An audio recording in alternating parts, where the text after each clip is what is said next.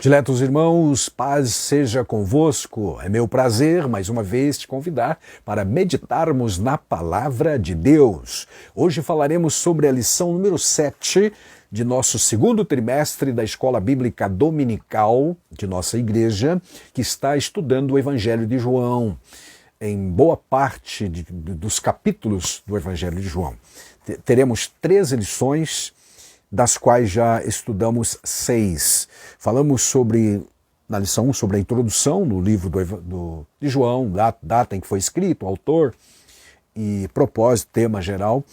Falamos sobre o novo nascimento na lição 2, estudamos a verdadeira adoração, o pão da vida, Jesus como pão da vida, a verdadeira liberdade e também sobre o bom pastor e as suas ovelhas na lição 6, semana passada. Nesta semana o tema é Eu sou a ressurreição e a vida. É o tema desta lição número 7, que será estudada presencialmente no dia 18 de maio de 2025, querendo Deus, presencialmente. Nosso textuário para esta lição sugerido é João 11, 25, onde lemos: Disse-lhe Jesus, eu sou a ressurreição e a vida. Quem crê em mim, ainda que esteja morto, viverá. Aleluia. E a verdade prática, o Senhor Jesus Cristo é a ressurreição e a vida, que foi a declaração que ele deu ali naquele versículo. E por esta razão, temos a garantia de que um dia teremos um corpo glorioso como o dele. Glória a Deus.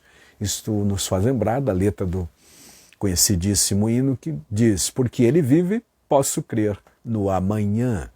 Glória a Deus por isso, né? Temos a garantia, porque ele ressuscitou, porque ele é a ressurreição e a vida, nós temos a garantia de que também ressuscitaremos. Meus amados, ressurreição é um tema fundamental de todo o cristianismo, histórico, bíblico e doutrinariamente falando. Paulo chega a nos dizer que se Cristo não tivesse ressuscitado, por exemplo, seria inútil crer, ou vã é a vossa fé, diz ele lá no capítulo 15 de 1 Coríntios. Considerando que, então, meus amados, a ressurreição é efetivamente fundamental, imprescindível. Se os inimigos da fé cristã tivessem conseguido provar que Jesus não havia ressuscitado, certo, amados? Não haveria mensagem alguma de evangelho algum para ser pregado. Mas é o fato de o cristianismo estar há mais de 2000 anos pregando que Cristo vive, é porque ele ressuscitou. Isto foi comprovado tanto pelos amigos quanto pelos inimigos da fé lá nos primeiros dias da igreja. Glória a Deus. Então, a ressurreição é um tema eminentemente bíblico. E a lição desta semana aborda exatamente o tema da ressurreição e a vida, baseada então no capítulo 11 de João, onde acontece a ressurreição de Lázaro, a restauração da vida. Por definição, ressurreição é o ato de voltar à vida após a morte física. É também o ato ou efeito de ressurgir, de ressuscitar.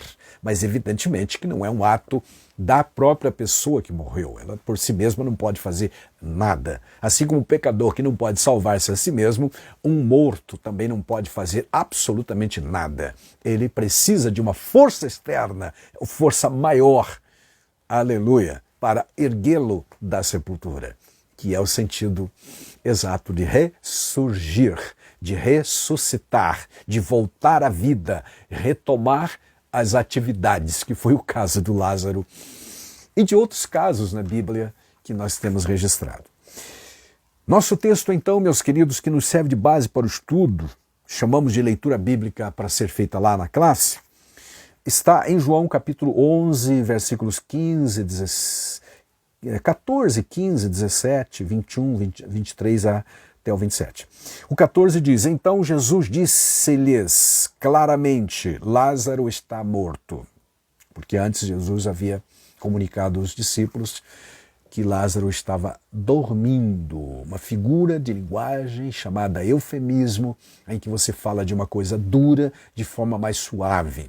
A morte na Bíblia e na poesia e na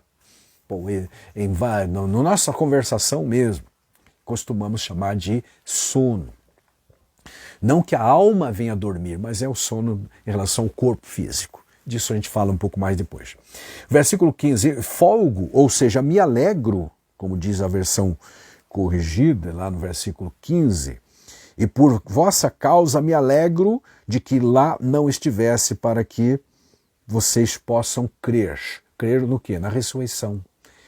Se Jesus estivesse presente, como acreditava Marta e Maria, lá em Betânia, enquanto o amigo estava doente, ele poderia ter curado e evitado uma glória maior, um poder maior manifestado na ressurreição. Então Deus tem os seus propósitos e isso vai ser tratado no ponto 1 da lição. O versículo 17 diz, chegando, pois, Jesus achou que já havia 4 dias que estava na sepultura. Então Jesus demorou 4 dias para chegar. Verso 18 diz, ora, Betânia distava de Jerusalém quase 15 estádios. E antes que a gente esqueça de lembrar, um estádio media 185 metros, se são quase 15 estádios, nós teremos então uma distância, tínhamos, de 2.775 metros. Não dava 3 quilômetros de distância de Jerusalém a Betânia. Então, por esse motivo, versículo 19 diz, era pertinho, né? E muitos dos judeus tinham ido consolar a Marta e a Maria acerca de seu irmão. Esses muitos judeus provavelmente moravam em Jerusalém, eram amigos da família. Esta família de Marta, Maria e Lázaro era conhecida, amada, mas talvez influente também no sentido econômico da palavra. Tinham vários amigos que vieram agora consolar pela perda do seu irmão. Isso é o que diz o verso 19. Verso 20. Ouvindo, pois, Marta que Jesus vinha, saiu-lhe ao encontro. Maria, porém, ficou em casa sentada. Ficou sentada em casa. Versículo 21 diz na sequência, disse, pois, Marta a Jesus, Senhor, se tu estivesses aqui, meu irmão não teria morrido. Você pode imaginar a cena, a dor, o choro, voz embargada da Marta. Faz 4 dias que o irmão já foi sepultado, mas ela ainda está chorando.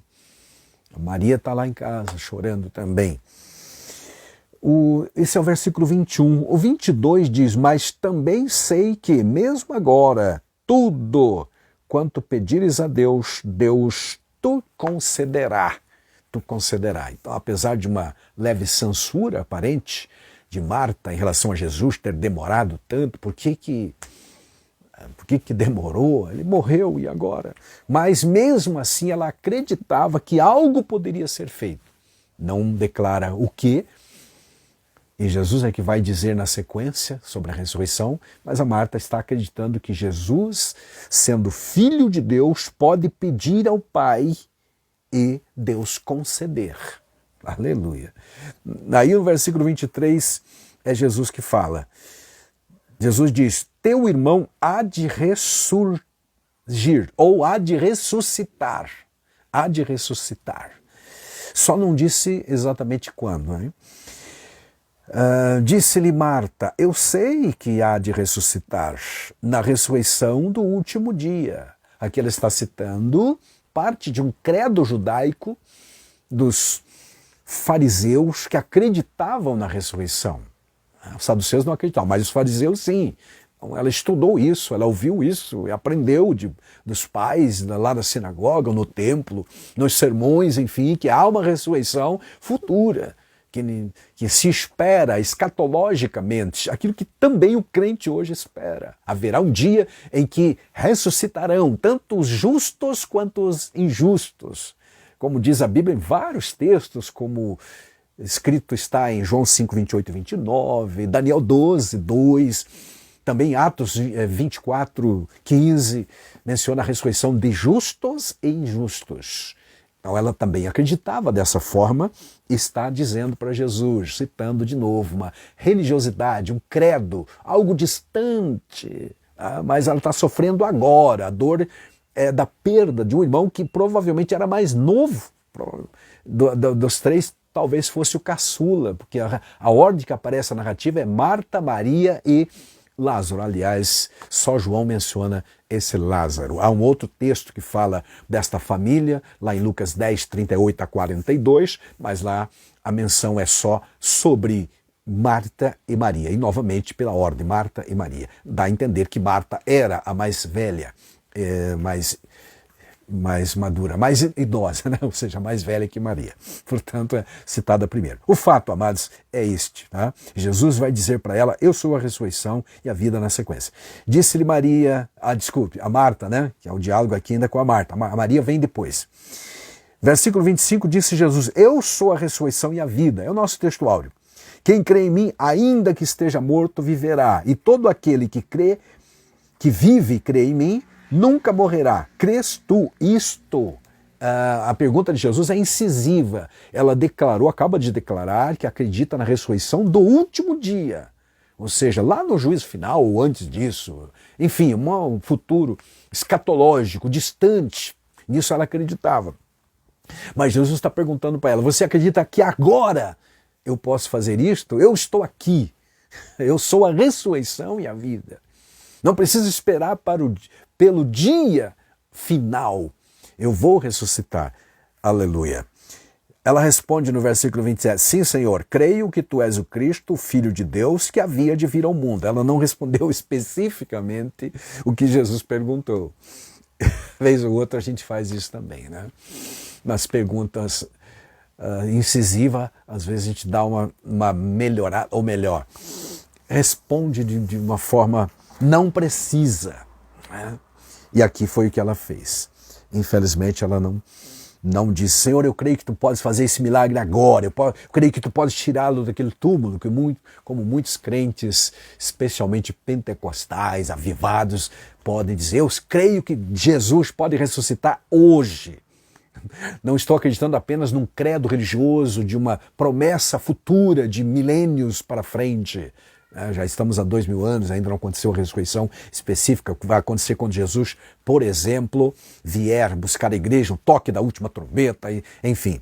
A fé da Marta na resposta inicial dela é exatamente, a mente dela está voltada lá para o futuro, mas Jesus está dizendo, eu estou aqui e eu sou, tempo presente, a ressurreição e a vida. Este é o tema desta lição. Aleluia. A resposta dela foi meia dúbia, né?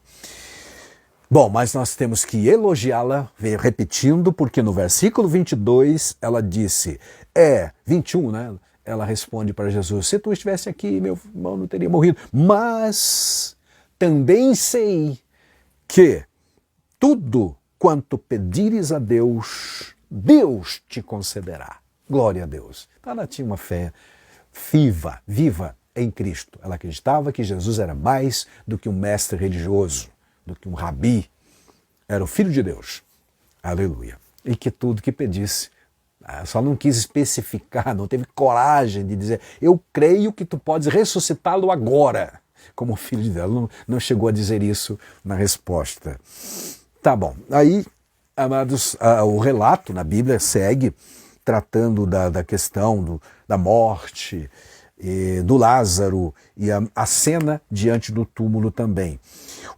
Por exemplo, versículo 28, tendo dito isto, retirou, no caso a Marta, e foi buscar a Maria. Maria veio até onde Jesus estava e também disse a mesma frase, com as mesmas palavras. Se tu estivesse aqui, meu irmão não teria morrido. E aliás, são as únicas palavras registradas de Maria na Bíblia Sagrada. Lá no outro texto de Lucas, ela está aos pés de Jesus, ouvindo a palavra, mas não fala nada. Aqui ela menciona, aqui ela se pronuncia, dizendo, se tu estivesses aqui, meu irmão não teria morrido. Bom, repetiu a frase da Marta. Contudo, amados, eram uma família de fé, amigos de Jesus. E Jesus os amava, diz a Bíblia Sagrada claramente no texto que nós lemos. Bom, amados, o encontro de Jesus com Marta ao chegar em Betânia revela aspectos especiais que poderão edificar a nossa vida espiritual. Nesta lição, iremos refletir sobre o propósito. O primeiro ponto da lição é falar exatamente do objetivo de Jesus com este milagre. E por que da sua demora também. certo? Aleluia. Falamos também do diálogo entre Jesus e a Marta sobre a ressurreição do irmão e além disso, a partir desse milagre, com base nesse milagre, vamos encaminhar um estudo rápido, uma rápida meditação sobre a doutrina da ressurreição do corpo físico de todos aqueles que creem em Cristo Jesus. Vamos lá então, amados. A lição está estruturada mais uma vez em 3 tópicos. O primeiro fala do propósito de Jesus com o ato, com o evento da ressurreição de Lázaro. O 2, tópico 2, o encontro de Marta com Jesus, considerando alguns fatos e algumas lições. E 3, a doutrina bíblica, então, da ressurreição do corpo. Primeiro, então, vamos parar aqui, falar um pouco sobre o propósito da ressurreição de Lázaro, da demora de Jesus em todo episódio. Primeiro, o recebimento da notícia sobre Lázaro. Nos evangelhos, Jesus realizou diversos milagres de ressurreição. Um deles foi ressuscitar o filho da viúva de Naim. Está registrado em Lucas 7, 11 a 15. Depois, nós temos também o caso da filha de Jairo, registrada por Marcos capítulo 5, por exemplo, a partir do versículo 22. E o terceiro caso é o de Lázaro, que temos aqui como foco do nosso estudo. Inclusive é o último dos 7 sinais mencionados por João como prova da divindade, da deidade de Cristo Jesus, conforme ele mesmo escreveu lá no capítulo 20, versículo 31. Como Filho de Deus, como Deus encarnado, realizando estas maravilhas, aliás, os atributos que só pertencem a Deus, no caso, dar vida ou ressuscitar. Há 3 fatos, mas aqui o João menciona 3 fatos de ressuscitação, melhor dizendo, né? Que é a restauração à vida. Essas pessoas voltarão a morrer, naturalmente. Então não era a ressurreição final, aquela que Marta disse, eu sei que ele há de ressuscitar na ressurreição do último dia. Então Jesus, o que aconteceu ali com Lázaro e também com a filha de Jairo e o filho da viúva, foram restaurações à vida, que também, naturalmente, é chamado de ressurreição. Glória a Deus. O capítulo 11 liga-se ao contexto do 10. E o que aconteceu no 10? No capítulo 10, Jesus estava em Jerusalém, numa festa chamada Festa do Hanukkah, ou da Dedicação. E ao ser informado sobre a doença de Lázaro. Mas antes de ser informado, ele saiu de Jerusalém, porque estava, conforme capítulo 10, 40 a 42, pressionado, quiseram prendê-lo, matá-lo, inclusive, em Jerusalém, Jesus, e ele, saindo sobrenaturalmente, às escondidas, sem que ninguém conseguisse tocar nele, ele saiu, repito, para as regiões onde João Batista estava batizando inicialmente, lá nas margens do Jordão, no além do Jordão, ao leste do Jordão, numa região que, capítulo 1, versículo 28, nos diz que era uma tal de Betânia também. Capítulo 1, versículo 28 de João. Está escrito assim, estas coisas se passaram em Betânia, do outro lado do Jordão, onde João estava batizando. Foi para lá que Jesus foi. Então tinha algumas Betânias. Algumas fontes históricas trazem o nome dessa cidade como Betábara. Era uma outra Betânia que ficava ao leste do Jordão. Foi para lá que Jesus foi. Então esse é o contexto. Esteve na festa em Jerusalém, na dedicação, festa da dedicação, capítulo 10, era inverno. Então, por conta da perseguição e do desejo dos fariseus e líderes religiosos, principais dos sacerdotes e todos os judeus de forma geral, que desejarem matar Jesus, ele saiu e foi para aquela região, porque a sua hora ainda não havia chegado, diz o texto sagrado. Então, meus amados, quando ele está lá nessa região, não sabemos quanto tempo se passou entre o capítulo 10 e o 11, mas lá está ele, ministrando, ajudando pessoas, como sempre era o seu ministério, com um grupo sempre de pessoas. Ao ser informado da doença, ou melhor, de que o seu irmão estava doente, meus amados, ele ainda permaneceu lá 2 dias onde ele estava, certo? Lá do leste do Jordão. Levaria alguns dias até chegar a Betânia, pelo menos 2 dias, conforme algumas cronometragens que a gente pode fazer. Não se sabe com precisão onde era essa outra Betânia, se era imediatamente ali, perto de Jericó, ao lado do Jordão, daria 30 quilômetros mais ou menos.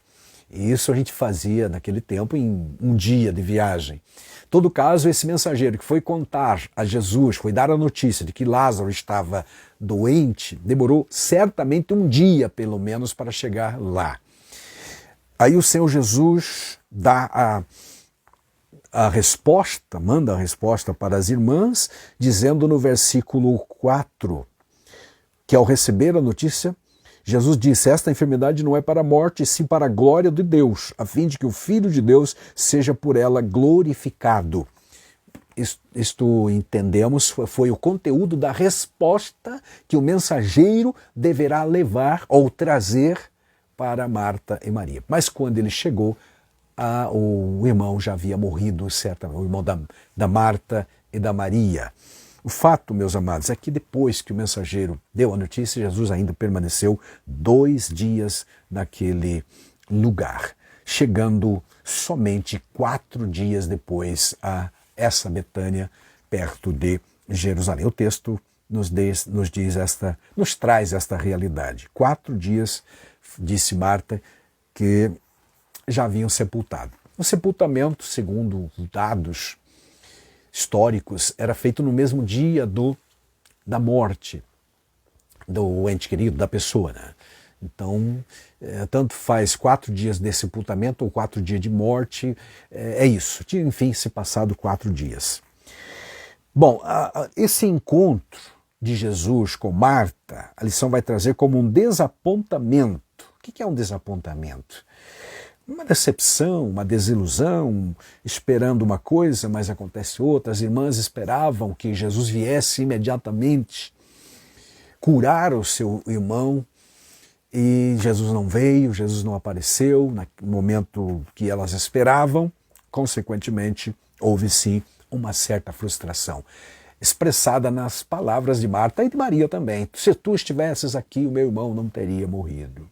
Versículo 3 expressa esperança de Marta e Maria em relação à cura. A cura. Se tu estivesses aqui, tenho certeza que meu irmão não teria morrido. Bom, devido ao carinho, à amizade que nosso Senhor tinha pela família, pois a Bíblia diz que ele os amava, então a Marta e Maria centralizavam a sua esperança toda em Jesus. Não é nos dito que tipo de enfermidade foi, se era muito grave ou não, enfim, o fato é que devia ser grave porque ele morreu. É fundamental destacarmos que a vontade de Deus não está sujeita a circunstâncias temporais. Por mais difíceis que sejam, contudo, Jesus nunca chega atrasado e nem adiantado, certo? No cumprimento da sua vontade, da vontade divina. Ele vem sempre no horário certo, no prazo estabelecido pelo cronômetro de Deus, e não no nosso. Isso realmente é difícil, muitas vezes, de assimilar e de entender. Por esse motivo é que as orações, elas, biblicamente, são respondidas de várias formas. Às vezes Deus responde imediatamente, outras vezes ele demora para responder e diz: não é o tempo. E muitas vezes nem responde mesmo, diz um não para a gente. Então, fica dentro da soberania de Deus. Ele chegou a Betânia no momento certo do prisma de Deus. Ele havia dito para os discípulos, aliás, no recado que mandou para as irmãs, esta doença não é para a morte. Mas como o rapaz morreu? Não é para a morte eterna. Ele vai ressuscitar. E depois diz para os discípulos: nosso amigo Lázaro está dormindo. Depois ele disse, mais diretamente, ele morreu. Mas vamos lá para despertá-lo. Então, a figura de linguagem sobre o sono, não é o sono da alma, mas o sono do corpo, que morre. Porque, na verdade, quem dorme é o corpo e não a alma.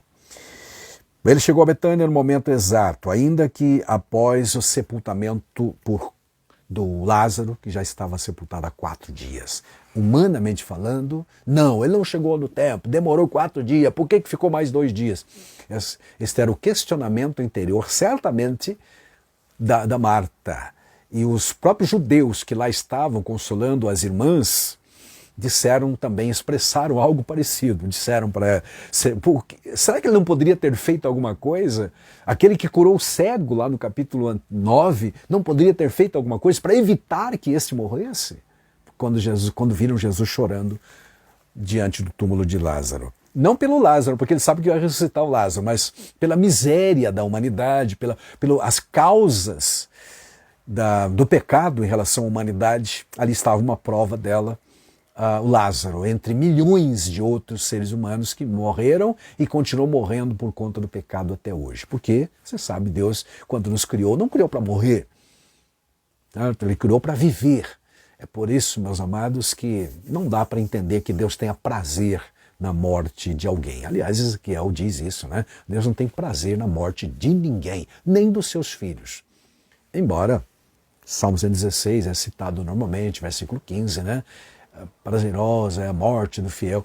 Na verdade, o contexto lá informa outra coisa. É pesarosa para o Senhor a morte dos seus. Tá bom? Esse é um assunto para outro momento. Tá bom? Então esse foi sim um momento de desapontamento, porque esperavam que Jesus viesse a tempo de curar. Jesus não apareceu, o menino morreu, e como eu disse, provavelmente ele era o mais novo dos 3 irmãos. As irmãs estão realmente arrasadas, chorando. Faz 4 dias que estão de luto, chorando, lamentando a perda. Mas Jesus chegou, e chegou no tempo divino, que é o subtópico 3 da nossa lição. Maria e Marta acreditavam que se Jesus estivesse lá em Betânia, ele poderia ter realizado o milagre da cura. Tá? Elas tinham plena consciência de que nosso Senhor é o Filho de Deus. Isso elas não perderam. No entanto, o plano do Pai não coincide com os nossos. E apesar da desilusão e da tristeza, Marta e Maria iriam vivenciar um extraordinário milagre.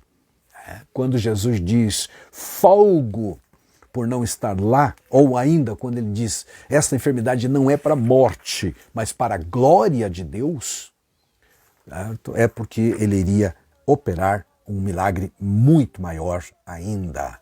Contudo, Jesus Cristo estava prestes a realizar um magnífico milagre, diz o autor do comentário, o pastor Elianai, que glorificaria e traria consolo, glorificaria a Deus e traria consolo à amada família. É verdade. Todo milagre é magnífico, é extraordinário, é fantástico, é fora do normal, porque senão não seria milagre. Mas a ressurreição, dar vida a quem já morreu há 4 dias, que está sepultado, realmente é algo esplendoroso, grandioso. É realmente com todos os outros adjetivos que a gente possa qualificá-lo, né? Assim, num superlativo mesmo. Certo, meus amados? Então, Deus tem o seu tempo. Qual foi o propósito de Jesus ter demorado? Ensinar que que o tempo de Deus não é o nosso tempo. Certo? Outras lições preciosas que a gente aprende desse evento, amados, é que a amizade com Jesus não garante saúde plena o tempo todo. Não estamos isentos de enfermidades. As enfermidades do corpo são terríveis, da alma são horríveis também, mas elas existem, estão no contexto deste mundo imperfeito que nós vivemos. E por que Jesus chorou lá em 11:35 diante do túmulo? Repito, não foi por Lázaro, ele sabe que vai ressuscitá-lo, mas por conta da tristeza, da mazela causada pelo pecado na vida do ser humano. Tá? Em meio aos problemas, chamamos por Cristo, que é o Filho de Deus, que é Deus e pode sim, dentro da sua vontade, resolver o problema. Em meio aos problemas, clamemos a Ele. Tá? O amor de Jesus por nós é maior do que o nosso amor por Ele. João vai dizer, mesmo João, lá na epístola, que nós o amamos porque Ele nos amou primeiro. As demoras divinas são reais. Se você olhar para a Bíblia Sagrada, perceberá que um Moisés, antes de ser o grande líder que foi, demorou pelo menos 80 anos. Tá? Aleluia. Né? O José, antes de ser governador, passou por 13 anos de luta, de provas e de prisões. Davi, que fora escolhido por Deus, demorou alguns anos até assumir o trono e ser o rei de Israel. Certo, meus amados? José foram 13 anos, o Moisés 40 anos de deserto, voltando a Moisés, certo? 40 primeiro ano lá no Egito, se preparando, 40 no deserto, com 80 anos é que ele veio para liderar o povo. A morte é um sono sentido, em um sentido, aliás, né, de descanso do corpo, não, e é bom que se diga isso doutrinariamente, meus amados, não é algo da alma, tá?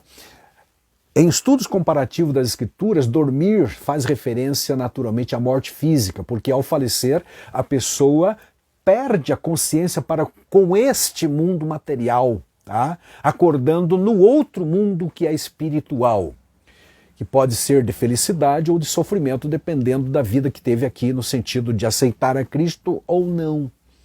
Aos homens está ordenado morrer uma só vez, diz a Bíblia, e depois o juízo. Então a alma vai despertar no mundo de acordo com a sua atitude aqui. O morrer é chamado de dormir na Bíblia porque todo morto está dormindo, mas será acordado. Será acordado fisicamente um dia. Isso acontecerá pela voz soberana de Deus. Isso ilustra exatamente Jesus chamando Lázaro lá da sepultura. No sono natural, o corpo desliga-se parcialmente da alma. Estou citando as palavras do teólogo saudoso, pastor Antônio Gilberto, que está com Cristo. Tá? Então, no sono físico, quando você dorme, a alma se desprende, se desliga parcialmente do corpo. E a voz humana, então, nesse caso do sono físico, é suficiente para nos acordar, certo? É suficiente para acordar quem está dormindo fisicamente. Agora, na morte, é uma total separação da alma entre o corpo. Mas só a voz de Cristo é poderosa para um dia acordar todos os falecidos. Isso está escrito em Daniel 12:2, em João 5, 28 e 29, e também se fala de ressurreição em Atos 24:15. Vejamos alguns exemplos aqui. João 11:11, Jesus afirmou que Lázaro dormia. Mais adiante, no versículo 14, ele diz que Lázaro estava morto. Então, dormir, morrer, o dormir é uma figura de linguagem para quem está morto. Mais adiante, no versículo 39, está escrito que Lázaro cheirava mal. O que cheirava mal? A alma não cheira mal, é o corpo, tá dormindo. Logo, o que está dormindo só podia ser o corpo, porque um espírito não cheira mal. A não ser... Não cheira mal. Em 11:26, aqui, Jesus afirma que quem nele crê nunca morrerá. Isso nos mostra que o espírito nunca morre, pois é o corpo que realmente morre. Palavras do pastor Antônio Gilberto no livro O Calendário da Profecia. Certo, meus amados? Umas palavras esclarecedoras sobre essa questão. Há muitas pessoas, eu sei, teólogos famosos e teologias formatadas de algumas igrejas que acreditam no sono da alma. A alma não dorme, o espírito não dorme, também não se cansa. Fala-se em Apocalipse sobre o descanso, né? Mas é o descanso do corpo. O corpo é que se cansa, porque é material, está sujeito às leis do tempo e do espaço, meus amados. É uma dedução bem lógica até, né? Então, repetindo essa colocação do pastor Antônio Gilberto, no sono físico a alma se desprende parcialmente. Basta um grito, um barulho e a alma volta, ou seja, a consciência plena, você acorda. Agora, morte, que é a separação definitiva, porque a alma não tem mais condição de usar o corpo aqui para se locomover. O corpo físico é o veículo que a alma usa para se comunicar com o mundo material. Quando esse corpo, repito, não tem mais condição de ser usado pela alma, no plano físico, ela parte, ou seja, acontece a morte, o desligamento. E para que este corpo possa ressuscitar ou despertar, é só mesmo a voz de Deus. Amém? Por esse motivo que a gente sempre vai dizer que a última palavra vai ser a de Deus, né?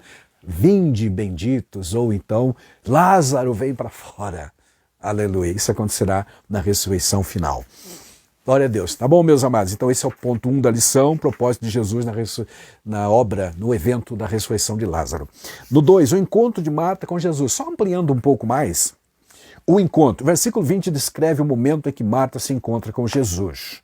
Ao vê-lo, expressa a sua convicção de que Deus, de que o Mestre é capaz de curá-lo se estivesse presente, mas também, como já vimos, meus amados, Marta expressa a sua fé dizendo, mas sei que agora, mesmo agora, ele estando morto, eu sei que qualquer coisa que tu pedires, Deus te concederá. Glória a Deus. O versículo 23 está escrito, declarou-lhe Jesus, teu irmão há de ressurgir. Embora Marta acreditasse que Jesus poderia realizar um milagre extraordinário, aliás, de novo uma redundância, porque todo milagre é e deve ser algo extraordinário. Ela percebeu que o Senhor falava sobre a ressurreição de Lázaro naquele momento específico, certo?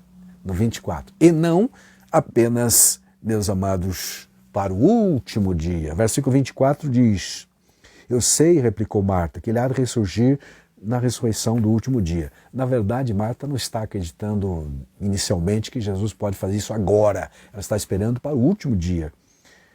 Na realidade, viver entre a promessa do Senhor, Jesus, e as circunstâncias da vida é um grande desafio da fé. A fé realmente nos desafia a viver no sobrenatural, acreditar no sobrenatural, acreditar que além do natural está Deus e que Ele pode intervir quando é do seu agrado e da sua vontade e no tempo dele. Então, um grande desafio realmente. Temos que acreditar, temos que assimilar e entender que aquelas irmãs estavam enfrentando tudo isso que a gente também tem. Bom, no entanto, aquele que é a ressurreição e a vida estava ali diante dela.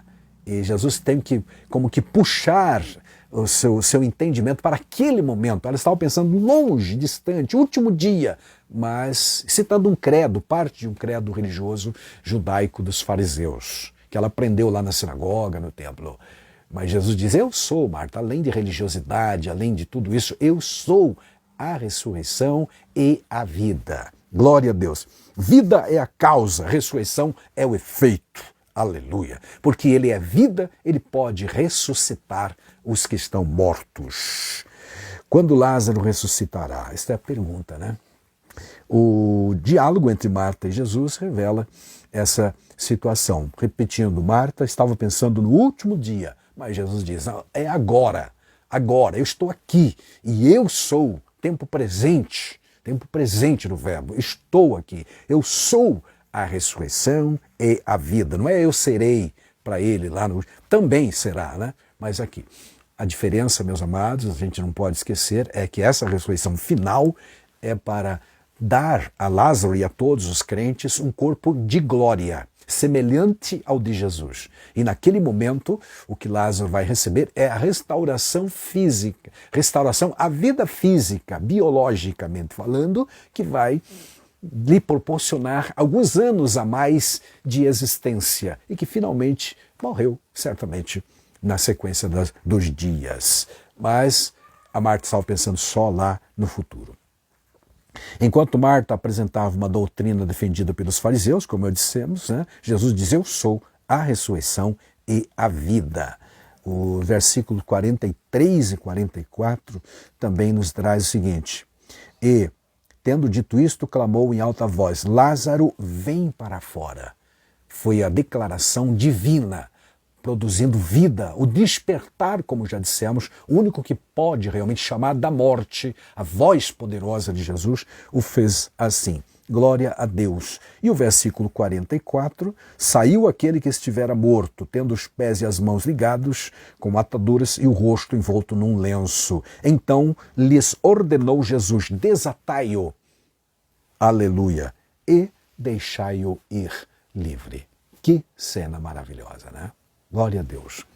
Louvado seja o Senhor. A preocupação de Marta é que fazia 4 dias que ele estava sepultado, estava já cheirando mal, ou seja, em decomposição o seu corpo.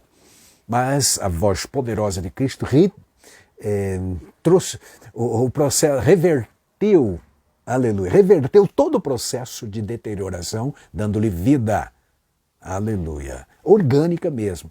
Então ele se levantou do túmulo e saiu andando de uma forma complicada, porque haviam literalmente envolvido o corpo em um lençol, como era hábito, cheio de perfumes para disfarçar o mau cheiro que aconteceria, né?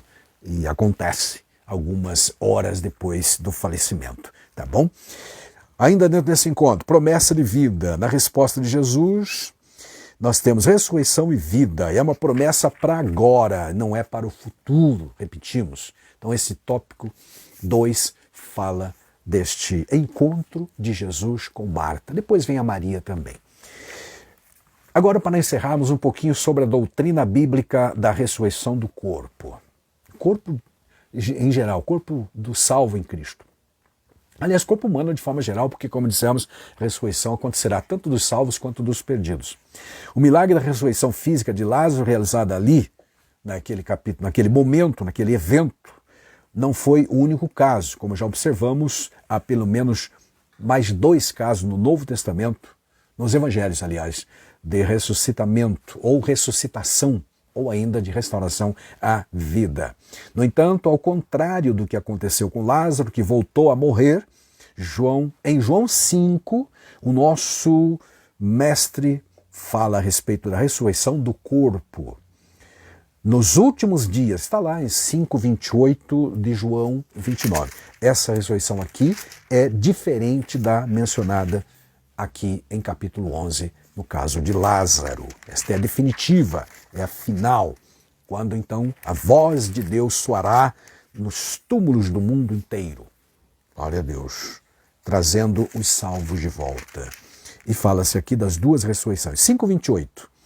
Não vos maravilheis disto, porque vem a hora em que todos os que se acham nos túmulos ouvirão a voz e sairão. 29. Os que tiverem feito o bem para a ressurreição da vida, e os que estiverem praticado o mal para a ressurreição do juízo. Haverá 2 ressurreições. Está definido por Deus essa realidade. A doutrina da ressurreição do corpo é um elemento essencial, como dissemos desde o início, para o cristianismo. O apóstolo Paulo refere-se à mesma ressurreição que abrange todos os mortos, justos e injustos. Todo o capítulo 15 de 1 Coríntios. Assim sendo, os justos ressuscitarão quando a trombeta tocar, no arrebatamento, durante o arrebatamento. Os mortos voltarão à vida, aleluia, e seus corpos serão gloriosamente transformados. Atenção, transformado em glória. Certo, amados?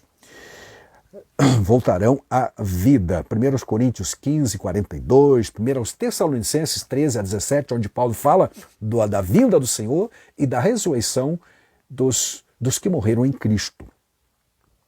Bem, por outro lado, os injustos também ressuscitarão e receberão um corpo ignominioso ou inglório, sem glória, destinados à condenação eterna, para que possam, evidentemente, padecer o castigo eterno. A Bíblia faz menção desta segunda ressurreição, que é a dos perdidos, em 2 Tessalonicenses 1 e 9, onde se fala ali de padecerão eterna perdição. Como é que pode uma perdição ser eterna se o corpo não é eterno? O corpo, então, ressurgirá num aspecto eternal, mas sem glória, para poder sofrer o eterno castigo, a eterna perdição, como diz lá. Diz aí também no mesmo texto, longe da face do Senhor e da glória do seu poder. Então é um outro tipo de ressurreição. Apocalipse 20, versículos 11 a 15, também temos um relato, um trecho bíblico falando da segunda ressurreição, que é a dos perdidos, que comparecerão em corpos ressuscitados diante do trono branco para ouvir o julgamento, ou melhor, a sentença de acordo com as obras que praticaram estando vivendo aqui na terra em corpos humanos, organicamente falando, amados. Então, sim, ressuscitarão todos. A ressurreição do corpo é tanto para o salvo quanto para o perdido. Outras referências sobre a ressurreição, já mencionamos, está em Daniel 12:2, Daniel 12:2, ainda Paulo também menciona em 24:15 de Atos sobre esta ressurreição. Da morte para a vida, na conversa entre Jesus e Marta, meus amados, Jesus fala da ressurreição ou traz a vida, promete para Marta que seu irmão há de ressuscitar. Olha a Deus, indica que, embora o salvo em Cristo experimente a morte física, nunca enfrentará a morte espiritual. Jesus disse, aquele que crê em mim, ainda que esteja morto fisicamente, ressuscitará. E vai acontecer. Aconteceu com Lázaro, para temporariamente ilustrar esta verdade, e futuramente aqueles que morreram em Cristo também ressuscitarão. Mas aquele que está vivo e crê em mim nunca morrerá, no sentido espiritual. Nunca passará pela segunda morte mencionada em Apocalipse capítulo 20. Por exemplo, assim sendo, conforme diz ainda que esteja morto viverá, para o crente a morte não representa um fim e sem esperança. Pelo contrário, sob uma ótica bíblica e segundo os ensinamentos de Jesus, a morte é uma transição para a vida eterna, onde a ressurreição do corpo marca o início de uma nova realidade plena, total, definitiva, eternal, indizível. Aleluia! Para o crente em Jesus. Paulo menciona em Filipenses capítulo 3 e versículos 20 e 21, esta realidade também almejada, esperada por todo salvo em Jesus. A fé do apóstolo é exatamente que Jesus voltará e transformará o seu corpo, que hoje é um corpo fraco, diz ele, em corpo de glória. Pois a nossa pátria está nos céus, de onde também aguardamos o Salvador, o Senhor Jesus, o qual transformará o nosso corpo de humilhação para ser igual ao corpo da sua glória, segundo a eficácia do poder que ele tem de até subordinar a si todas as coisas. Amém. Glória a Deus. Esta é a esperança, esta é a nossa esperança, uma nova realidade, nova vida, eternal, definitiva, como eu disse, indizível, maravilhosa, e outros adjetivos mais que se possa aplicar. Oh, aleluia! E terminamos falando de uma viva esperança. O relato sobre a ressurreição de Lázaro demonstra que Jesus abordou o tema da morte entre os seus queridos, de forma ampla, maravilhosa, sem subterfúgios, sem enganar ninguém, mas de forma direta. Ele sentiu compaixão, chorou, manifestou preocupação, demonstrando que era plenamente humano também. Sabia das dores dos seus queridos, conforme 11:35, chorou, sabia das dores e a causa das dores, que era o pecado. Certo, meus amados? As dores causadas pela morte, ou o pecado, na verdade, causa a morte. Contudo, ao declarar Lázaro vem para fora, ele estava revertendo todo o processo, demonstrando seu poder criador, de criar vida em um corpo já inerte, morto, há 4 dias em estado já de decomposição. Ao ressuscitar Lázaro, ele evidencia concretamente que também ressuscitará dentre os mortos todos aqueles que acreditam nele, que estiverem vivos por ele, que estiverem falecido, antes do arrebatamento, e transformará, como diz a Bíblia em 1 Tessalonicenses, capítulo 4, lá 13 a seguir, que os que estiverem vivos serão transformados efetivamente. Glória a Deus. Os mortos recebem vida sendo ressuscitados e os vivos receberão esse vigor espiritual, transformação, em um corpo habilitado e apto para morar na eternidade. Glória a Deus, um corpo de glória, como já vimos. Tá bom? Este é o assunto da ressurreição. Esta lição, amados, nós aprendemos que do encontro de Jesus e Marta, que mesmo aqueles que são amigos de Jesus, que Jesus ama, ainda assim acabam adoecendo, sofrendo dores, perdas aqui neste mundo, porque vivemos num mundo imperfeito. Algumas vezes Deus entra em ação e, como o caso de Lázaro, ressuscita. Outras vezes acontecerá somente no último dia. Em todo caso, Jesus não atrasa, ele vem no horário certo, de acordo com o prisma, aliás, com o calendário de Deus. O milagre da ressurreição do corpo, tá? Acontecerá no último dia.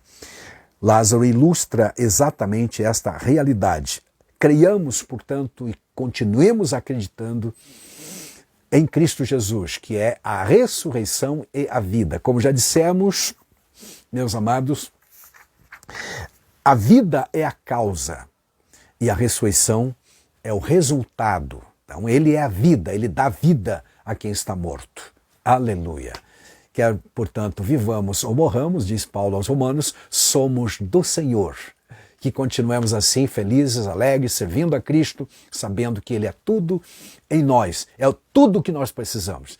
Ele é tudo para mim, a gente cantava há alguns anos atrás. Que assim continue sendo. Deus te abençoe grandemente, avive a sua fé no Cristo vivo, que ressuscitou, estive morto, mas agora estou vivo e vivo para sempre. E porque Ele vive, posso crer no amanhã e você também. Amém. Até a próxima.